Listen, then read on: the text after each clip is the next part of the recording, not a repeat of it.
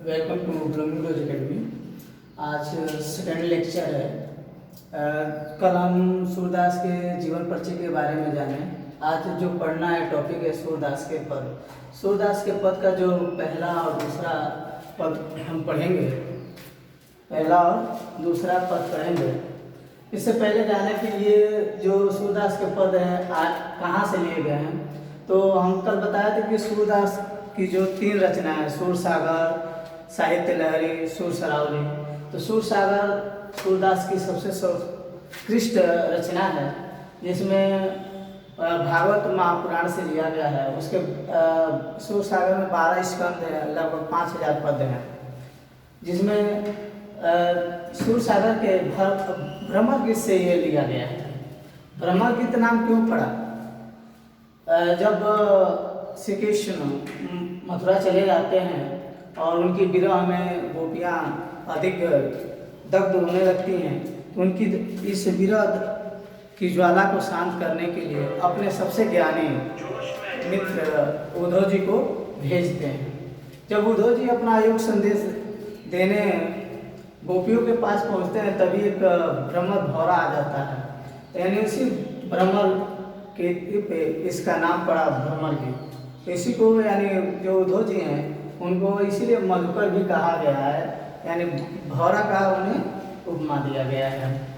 जो पहला है जो पद है, उद्धव तुम हो अति बड़भागी, अपरस रहत स्नेह तगाते नाहिन मन अनुरागी, पुरैन पात रहत जल भीतर तारस देह न दागी, ज्यों जल माह तेल की गागर बूद न ताको लागी, प्रीत नदी में पाँव न बोयों दृष्टि न रूप परागी, सूरदास अबला हम भोरी गुर चाटी जो पागी। ये जो भ्रमर गीत का जो पहला पद लिया गया है ये है।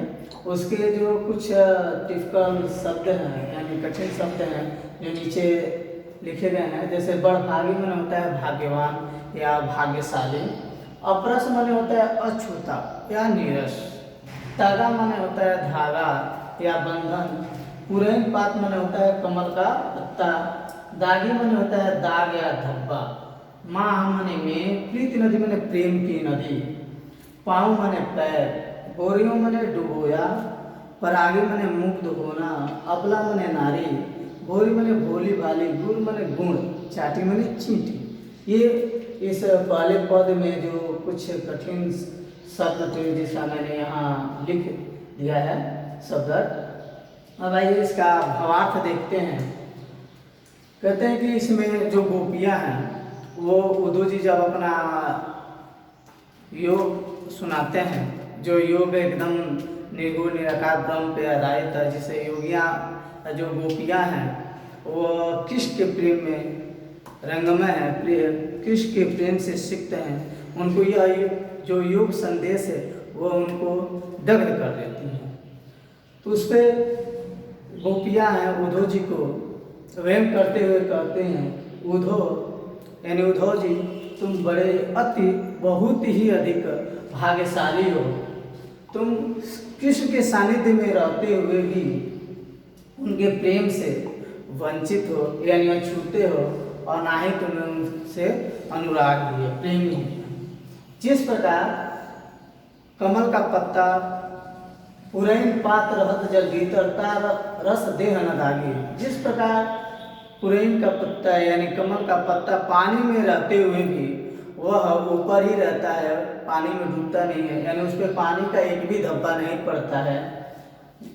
जो जल माह तेल की गागर बूद न ताको लागी, और जैसे तेल की गगरी यानी पानी में तेल की गगरी डालने पर भी वह नहीं लगता, यानी पानी की एक बूंद भी उस तेल की गगरी पे नहीं पड़ता है। ठीक उसी तरह आप भी यानी उद्धव जी आप कृष्ण रूपी प्रेम के सागर में रहते हुए भी आपको कृष्ण के प्रेम का एक बूंद भी आपके ऊपर नहीं पड़ा है।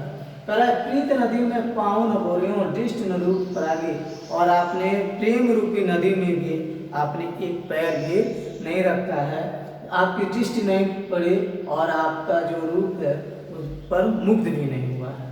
कह रहे हैं कि अंतिम जो पंक्ति है, सूरदास अबला हम भोरी गुर चाट जो पागी, यानी सूरदास जी कहते हैं कि जो गोपियाँ हैं एक अबला है, नारी है, जो एक बहुत ही अति भोली भाली है, यानी कि वह कृष्ण के प्रेम में डूबी हुई हैं। करें कि गोपियाँ कहती हैं कि जिस प्रकार चींटी गुड़ में जाकर गुड़ से लिपट जाती हैं, उसी तरह हम भी कृष्ण के प्रेम में अनुरक्त हैं, उनसे लिपटी हुई हैं। ये पहला पद जो है उद्धव जी का, उद्धव के व्यंग करते हुए गोपिकाएं कह रही हैं। जो दूसरा पद है, मन की माज रही, कहिए जाए कौन पैमुंडो नाहे परत कहीं, अवधि आधार आस आवन की तनमन पिथा सही, अब इन जोग संदेश सुनि सुनि बिरहिन बिरह रही, चाहत होती गुहार जितही ते उत्ते धार बही, सूरदास अब धीर धरही क्यों मर ज्यादा न लही।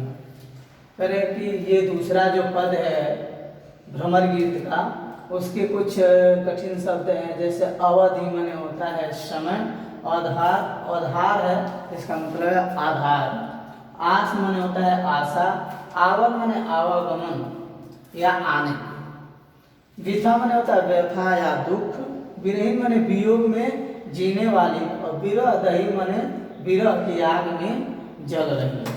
होती माने थी, गुहार माने रक्षा के लिए पुकारना, जीत ही ते माने जहां से, उत ते माने उधर, धार माने यानी योग की प्रबल धारा, धार माने धारा, धीर माने धैर्य, धैर्य माने धारण करना, मर्यादा माने होता है मर्यादा या प्रतिष्ठा, न रही माने नहीं रही। ये इस दूसरे पद के कठिन शब्द थे। अब मैं इस दूसरे पद का भावार्थ कहता हूँ।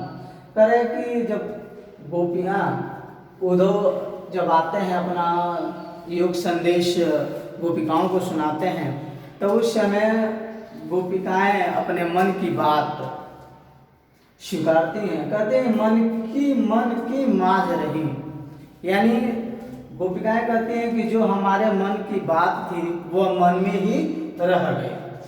करे कि जो हम कृष्ण से कहना चाहते थे अब वह नहीं कह सकते हैं, और यह उद्धव अब उसके लिए उचित पात्र नहीं है, यानी जो बात हम कृष्ण से कह सकते थे अब वो बात हम उद्धव से नहीं कह सकते हैं।